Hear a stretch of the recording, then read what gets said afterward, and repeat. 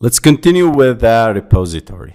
I'll use this call, and there are a lot of methods here in the call instance. We have enqueue and execute. Enqueue and execute are two methods provided by the call interface to send HTTP requests to a web service or API. They are used to initiate the request and obtain the response from the server. However, they differ in terms of how they handle the request and the response. In our case, I'll use the enqueue. Enqueue is an asynchronous method for making HTTP requests. It's typically used when you want to perform the network request in the background thread and handle the response on the main UI thread. While execute method is synchronous method for making HTTP requests is typically used when you want to perform a network request on the current thread, which is often discouraged of Android main UI thread because it can lead to UI freezes or unresponsiveness if the network operation takes a long time. So I advise you to use enqueue, not execute. Execute in the main thread, enqueue is in the background thread. When you call enqueue, Retrofit internally manages the threading for you, ensuring that the network request runs on the background thread and the response is delivered on the main thread. You pass a callback as an argument to the enqueue, which will be invoked when the request completed. So I'll pass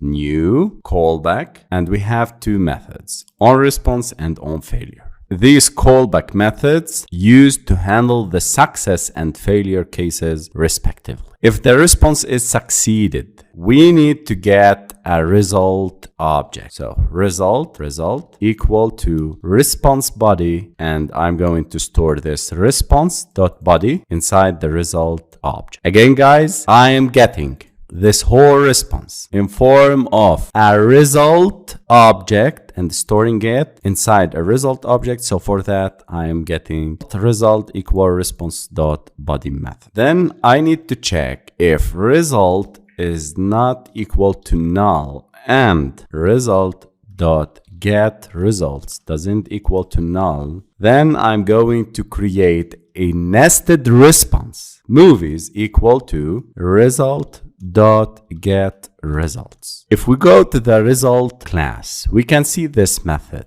get results, that returns a list of movie. And this is what I need. I need to get a nested response of the other data classes. Again, guys, just for notice that the result here is an array, and here how we handle the arrays in JSON. We have an array of 20 objects inside an object of the whole response. Here I need to cast it because it's an array list of movies. Then the mutable live data variable that we created before, I call it and use the set value and pass the movies array list that we created from this response and set it to this mutable live data. Set value. This method can be called on the main UI thread and sets the new value immediately. If called from a background thread, it will throw an exception. Post value method. This method can be called from any thread and schedules